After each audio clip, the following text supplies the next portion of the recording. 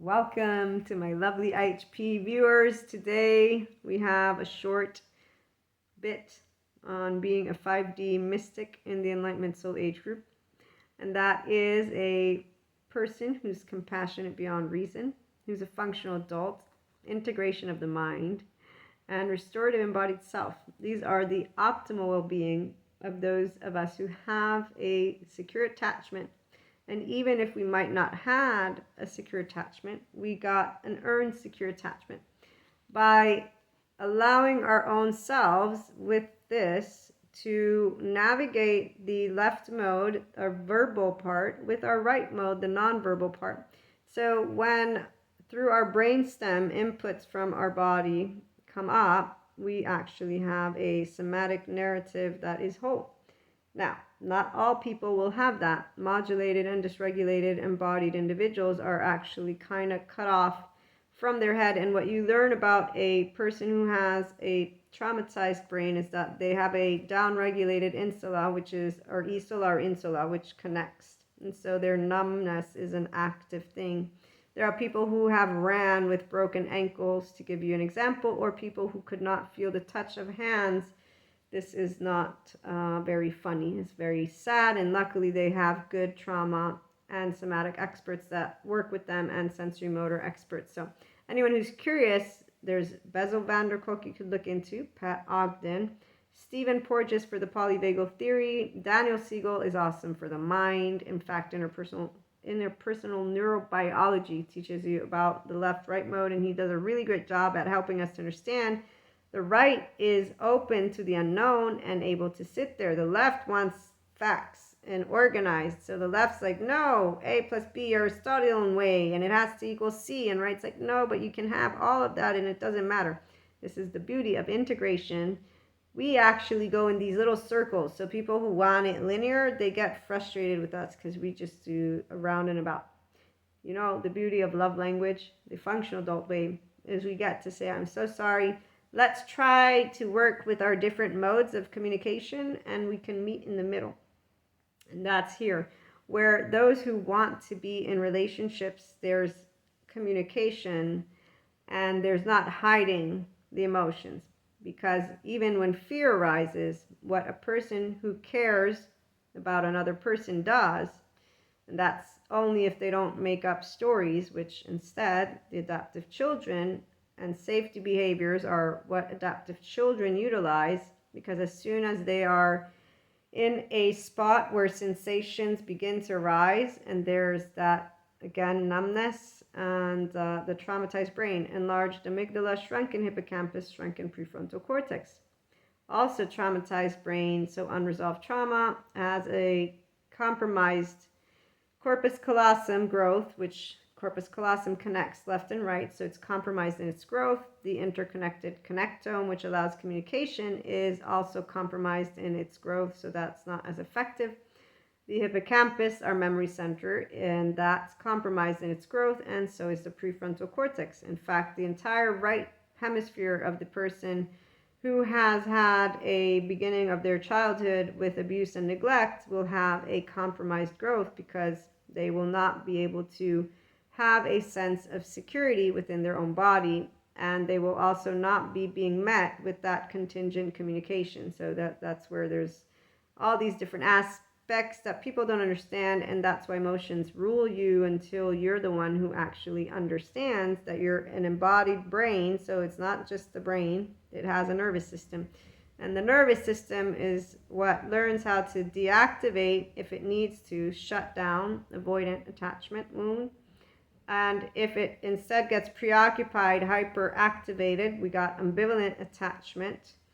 And if instead it's disorganized because unfortunately the poor infant is in a household that is completely disruptive in all ways, shapes, and forms, the attachment will long to attach and the brainstem will be like, run the hell away because this is dangerous. All it takes is for a lot of yelling and or beating up and or just even neglecting, leaving the infant to cry. And then maybe when you're feeding, shoving the bottle in the mouth. There's many different ways that things can go down, and it's in the first 7 months of life that a person will actually have their attachment category build And here's where, while the avoidant and ambivalent stay organized, the disorganized does not. It has an intertwined defense mechanism and attachment system. So on that note, do please have compassion, but that does not mean to have to subject yourself to being mistreated, of course, which is where 5D mystics and the Enlightenment soul age particularly come into the mix. We are compassionate beyond a reason, like the Zen story of Sadhguru, where the Zen master allows his disciples to know the compulsive thief is staying. So what shame cycles are: inner critic, outer critic, and then compulsiveness. Sex, drugs, alcohol, food, and any activity that becomes compulsive. I've seen many people with different patterns. I obviously am not their therapist. They are loved ones, friends, and I do my best to be a supportive friend. But as someone who's learning every day more about somatics, somatic experiencing, and trauma, I am able to be aware of things. As a mystic, I was already aware of those fragmented sense of selves, but see, the adaptive children are what arise when those fragments are choosing to, or not the fragments, the person who's having the right mode stuff come up is choosing not to share in a way of a grown-up. You know what, I'm really uncomfortable right now, because they didn't learn that they can say, I'm really uncomfortable right now. Others just think that there's nothing to do if you're starting to gaslight or ghost or manipulate words, right? So here's where people have watched enough movies to where they justify stuff like that. I've recently had a 20-something-year-old justify to me why they made the statement, it's fun for me to emotionally manipulate and hurt people. And I looked at them and they were like, oh, so I'm not so nice now. I'm like, well, that's not really a nice thing to do. Why do you do it? And well, I've been hurt a lot, so I now am taking revenge. It's like, well, there's your answer. I don't think that's going to help, but you're defending yourself and choosing a methodology that you've seen in the movies, which is what they then grow up to be. So I'm seeing 40-year-olds basically make the same argument, and not even, straightforward actually. So it's hidden where they actively have done it, like to me is what I'm saying. So actively been spiteful or manipulative without coming clean, but it's okay, because, we really know that when somebody's really upset, man, they don't know how to treat each other. That's the functional adult we know. So here, compulsive, we're not going to be like, oh, let me shame you. No, we're not going to shame. There's nothing to shame. The punishment will only make you that much harder, because you already got that armor from the modulated or dysregulated embodied self, or the non-resolved attachment wound and or non-resolved trauma emotion that is arising. Biological rudeness. Stephen Porges teaches us all about this, and that's exactly why the grown-ups aren't going to be the disciples who don't know about being able to transform. In fact, we're not disciples. We've already moved into the compassionate realm. They still haven't made their choice, and they choose to give the Zen master conditions and say, if you don't kick him out, we've forgiven him too many times, we're going to leave. And he says, okay, bye-bye. You can go. And Sadhguru, I love how he ends. He's like, they're not disciples. Obviously, they're not interested in transformation. Yes, most people don't want to become functional adults because their emotions are justified, not knowing that those are unresolved trauma or attachment wounds. So here's where, because most people are not aware of that, and they watch movies like Mean Girls, and I mean, it was a funny movie or whatnot, but still, it exists. What I like knowing, one, right now, is that there's 5D educators teaching kids about not being mean and about trauma and somatics and good information. So thank goodness for that. And then there's grown-ups like us who say, let's make it a bit more fun while educational. And here, if a person wants to be a functional adult and they have enough information in their information bank to understand how a biologically rude person is working, which means they get defensive and they become agitated. And so there's what is called mindfulness. Yoga, apparently it's a trending topic, but people don't know what it means to be mindful as they're interacting with each other. Just to sit in silence and watch nothing and then not apply what they've learned about how to be mindful. So again, rhythmic breathing, I should add, it regulates our nervous system. when you can start rhythmically breathing and you stay at ease in your body, you might begin to activate this insula. But that's only if you're going to allow, because see, the emotion must be sustainable. And so if a person is numb to their body, it takes a minute of awareness of this psychoeducation stuff, which most people, they actually, when presented it, it's not a big deal. I've presented it to people that I, again, do Reiki sessions to, because of having the knowledge and feeling awful to have them lay down. I say, you don't have to. We can sit and we can do distance healing because I don't need to be in the same room with you. And then I allow them to understand that this type of emotion that arises is very important to take seriously, because these people come for the mystical opportunity, and I want to support the personal development so that their mind can also move into a space and they don't feel there's any kind of need. So again, there is not a need, as Bessel van der Kolk says, if you can handle it, it's a good thing. But as someone who loves to, again, empower with information, I'm presenting something specific right now. If a person feels they're great with mastering their emotions, spot on, amazing. Compassion means you learning how to rhythmically breathe and you learning actually how to be able to hug people and love that. 1. The ability to normalize the uncomfortable feeling and to know that that's your nervous system agitated. 2. The ability to normalize the fear that arises. 3. And then the ability to understand, I don't have a shame cycle. I have a love cycle. I have known my entire life that I am flawed and imperfect and that I am my own unique differentiated self. And I'm lucky enough to have unconditional love. I still have my 2-year-old tone with my mother and she still puts up with it. I'm just saying. So I'm lucky. And I work on it still because it's my implicit memory and it comes out like that. And besides my mother, my twin. Other than that, nobody gets the tone.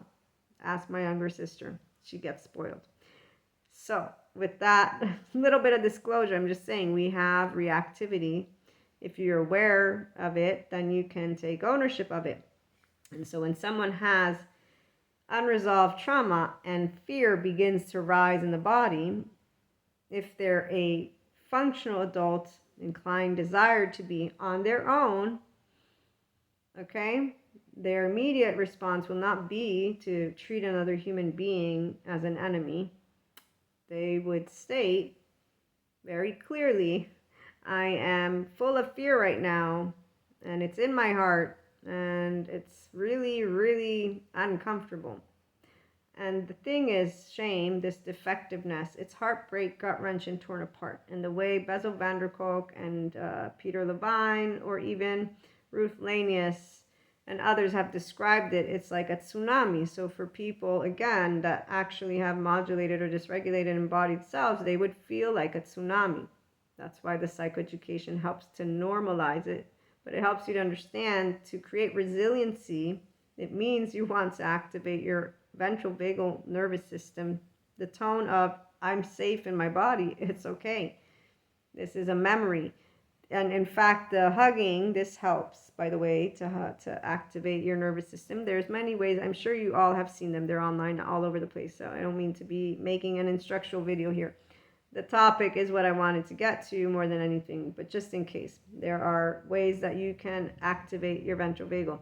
But your mind is your most powerful tool, because that's where you would speak to yourself. And if you're not speaking in words of compassion, you're not going to help. And that's where the compassion plus wanting to be in relationship. And that means treating another person, the awareness of wanting to emotionally and mentally and physically treat another human being with the desired respect that you would want. This is where relationships who care, dare to speak truth. They don't actually attack each other. The ones who do, that's an adaptive child safety behavior. But a person who, again, wants to be an adult would not be that. They would be able to say, here are the emotions that are rising. Here are the thoughts that are rising. And here's my plan. So when people don't go to either a mentor or a coach or a trauma expert and a therapist, they don't necessarily know that they can use their words. The people who do choose this, it's because they choose to be the type of human being they want to be. And that really stems from, how would you want to be treated? So I have a lot of compassion for all people. In fact, I've been told that I have more compassion than I should have. I don't have conditions. What I do know is that most people that I've met, they justify making up assumptions in their loop thinking. And here's where my 4D mystics, I don't appreciate them in any way, shape, or form when they're talking about energy vampires, dark auras, or evil for that matter, since it does not exist. When you meet it, what you should say to someone is you might want to check out somatics and trauma experts, because there's unresolved trauma and attachment wounds that you're dealing with. And this I'm talking about if it's a stranger, and not even, because the reality, if a person is that reactive, they're not going to be engaging with you. And you, if you're an adult, will know how to engage with someone who's vulnerable, because it's about caring. Caring is what compassion is, and not listing names and making it a point to try to prove you're right or wrong. But here's where an example for those who are not in the Enlightenment Soul Age group, since they love pointing out things, most you want to do is, hey, you know what? I think you're reacting. It's very sad. I'm very, concerned. There's ways to be compassionate with someone and share with them what you think could support them. The people who are labeling each other, they're not supporting. Those are all, again, adaptive children who are insecure in their own bodies. And in fact, they're all in a biochemistry of fear. And they're all in a body that is not in the restorative embodied self moment, because otherwise it would be okay. Like, you can actually engage with people. I've had people do things that I am happy to say I was able to maintain a stance of love, because if there's one thing a 5D mystic in the Enlightenment Soul Age group knows, is that humanity does suffer. We don't suffer because we have a heart that is always on with love.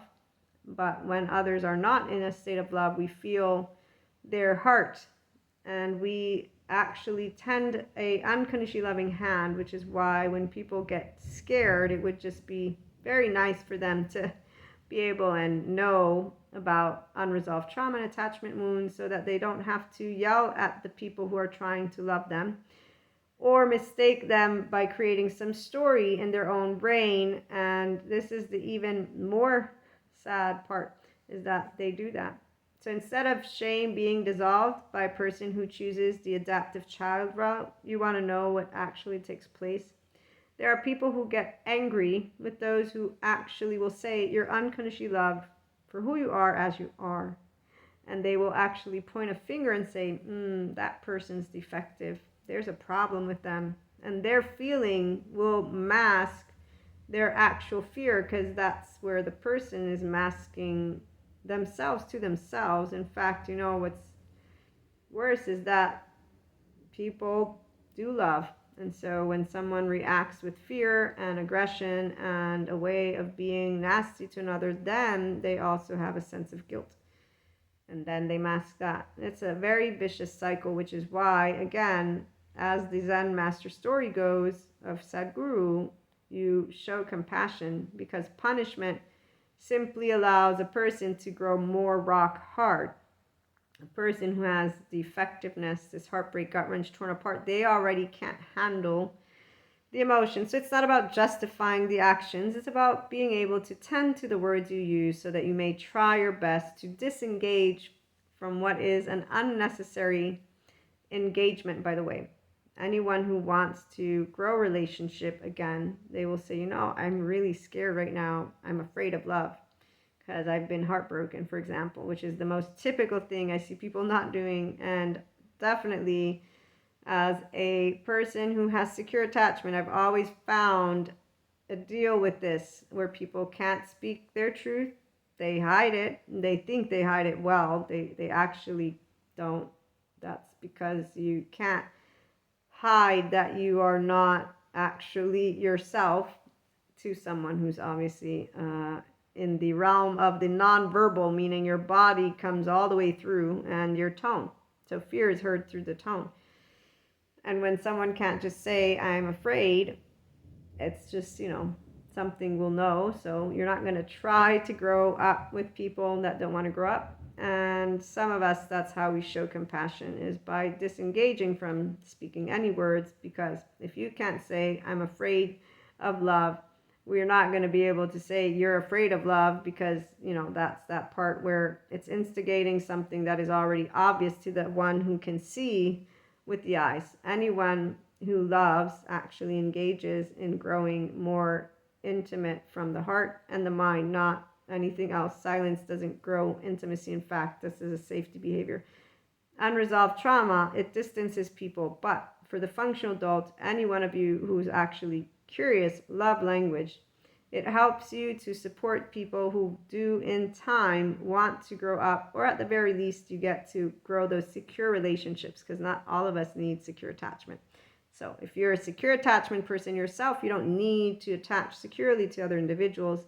And that's why the 5DC in the Enlightenment Soul Age group, we are our own safe havens and bases to begin with, and we can build secure connections. When it comes to attachments, it's depending on the people, because if a person, again, is not aware of their unresolved trauma, and then they're not aware of their attachment wounds, they're going to be reactive. Most people, they justify their reactiveness because they think emotions are one note somehow, and they really just don't get to know what it means to be a human. So they might do yoga, not knowing that puts your ventral vagal nerve in practice. Toning, ventral vagal toning, and the silence, it's about you being able to learn to be mindful, and having mindsight is also awesome, by the way. And so we get to talk about all of these topics and more in all of our episodes on the podcast. In the meantime, for this one, I hope it supports you all to be more loving and kind to each other. And for my Enlightenment Soul Age group, FYI, there's some really awesome energies around, so have fun with that. And for anyone who's not in 5D land, but you're a mystic and you're curious about 5D land, there's paid subscription-based model content for the Oversoul and Lightworker's Life, and we are expanding consciousness. So looking forward to hearing from you all. Have a wonderful day.